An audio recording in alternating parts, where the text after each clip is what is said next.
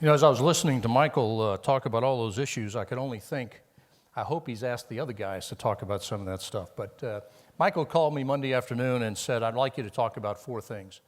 Talk about some of the hard truths, some of the realities about energy. Talk about what you believe a comprehensive energy policy or plan would look like. Some perspective on CCS. As Michael just said, I think all of us at some stage are involved in it and understand the importance of it. And then lastly, what is sort of the state of play for U.S. energy climate legislation and regulation?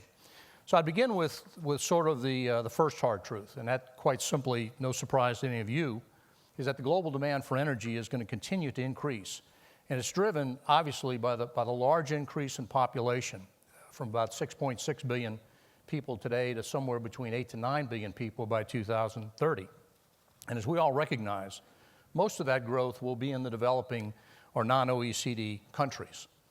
Now, if you look at what the International Energy Agency says about demand, they project that demand will increase about 40% between 2007 and 2030. And again, as you would expect, with essentially all of that growth coming from the developing countries. And again, just to put that in context, that's the equivalent of adding 2 United States to global energy consumption.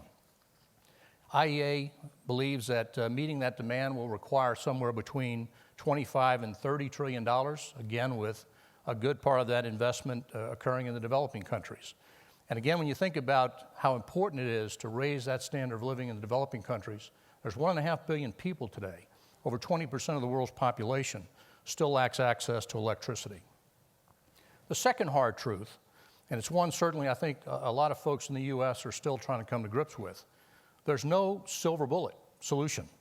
There's nothing that's going to render fossil fuels obsolete tomorrow or will make renewables suddenly technically and commercially viable and available technically and commercially around the globe.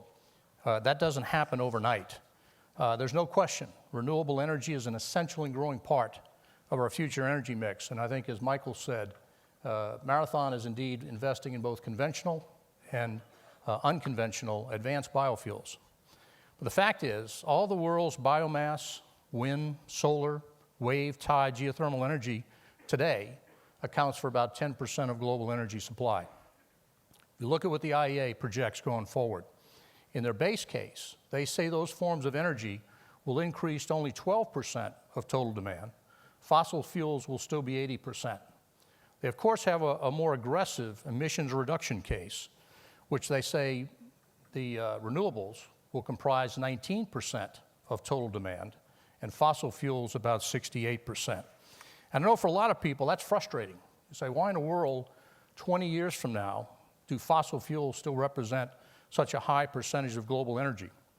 But it really is, again, an issue that people tend to not understand or underestimate, and that is the global scale of the energy business, what it takes in terms of infrastructure to deliver energy on a global basis, reliably, affordably. The last truth that I want to touch on is really how tough this challenge is when we talk about reducing greenhouse gas emissions. You know, we've all seen legislation, certainly in Washington, being debated that targets reductions in U.S. greenhouse gas emissions of about 17% by 2020 and 83% by 2050. You know, I don't know about you, but I have a hard time understanding what 17% or 83% reduction means. So let me try to frame it up for you. If we were theoretically able to replace all of today's global transportation system with a no-carbon solution, that's all the cars, trucks, buses, airplanes, trains, and ships, we would reduce greenhouse gas emissions by only 15%. If we were to replace our entire global power generation system, we would reduce greenhouse gas emissions by 25%. So the complete transformation of our global power generation and transportation infrastructure, clearly no small task, would achieve only a 40% reduction in greenhouse gas emissions.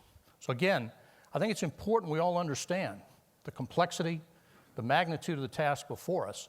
And I have said many times, and I truly believe, what we face in terms of achieving long-term energy security, sustainability, and competitiveness is tougher than putting a man on the moon, as we did 40 years ago. What do I think a viable energy policy plan would look like? Again, it's pretty clear there's no silver bullet, there's no single energy solution that meets our needs. But I see three key elements that need to be part of that plan. First and foremost, greater energy efficiency and conservation. It's the cheapest, fastest means of reducing greenhouse gas emissions. The beauty of it is, we talk a lot, and I will later, about technology, but there's no new technology needed. Today, we have the ability to manufacture far more efficient vehicles, certainly in terms of buildings, appliances, much more energy efficient in manufacturing. You know, a lot of different numbers out there. McKinsey just put out some numbers that said by 2020, we could reduce global energy demand by 20%, over 20%, by making investments today that are economic, don't need a cost of carbon, simply makes sense based on today's energy prices. The second key strategy is the need to diversify and increase the sources of our energy. This means we don't need our elected officials picking winners and losers. We're going to need all the energy sources available to us, and we're going to need more of them. And third, the need for innovation and the deployment and development of new technologies. I see really three objectives of new technology. The first is to allow us to use our energy more efficiently. The second is to increase the sources of our energy and make them more economic. And third is to minimize the environmental impact of our energy usage. I'd also say in a plan, we need to understand that which we can do immediately and that which will take time. Right away today, we could have an immediate focus on a great deal more energy efficiency and conservation. We could also focus a lot more on increased use of natural gas to displace some of the dirtier fuels that we're using today. Now, Michael asked me to comment briefly on, again, carbon capture and sequestration. Now, Marathon is a participant in the Quest project at the Athabasca Oil Sands project in Alberta. And we all recognize some of the challenges around CCS, but from our standpoint, this is a very critical technology for the future. But one of the key challenges that you face here, and we need to all understand it, is that when you look at the flue gas streams that come from plants, the content of CO2 emissions is fairly small. For example, in a pulverized coal power plant, only about 12% of the flue gas is CO2. In a natural gas power plant, it's only about 4% CO2. So there's a great deal of investment that needs to be made to aggregate a large enough volume of gas to get a concentrated stream of CO2. And when you begin looking at what some of those capital costs are, putting aside any investment in sequestration, our numbers would suggest for a pulverized coal plant, $810 million per 1 million ton per year of sequestered CO2, and for a gas power plant, because there's a lower concentration, it's about $1.8 billion per million tons per year sequestered. So again, that's a huge cost challenge, not a science challenge, a cost and logistics challenge that we face in CCS. And we roll all that up, from our standpoint, looking at a pure CCS project, not subsidized, we believe it probably takes somewhere around $100 a ton to make that an economic investment. Let me close out with a little bit of the state of play in terms of Washington around U.S. energy and climate legislation and regulation. From a legislative standpoint, we've all witnessed now the health care bill passed. They're now turning their attention to financial reform, but not far behind that is energy and climate. There is no appetite in the Senate for the Waxman-Markey type approach, which basically picked winners and losers in terms of energy. What we see today is in the Senate, 3 senators, Kerry, Lieberman, and Graham, trying to move forward with an energy climate bill that involves a lot of cooperation and input from both industry and the environmental groups.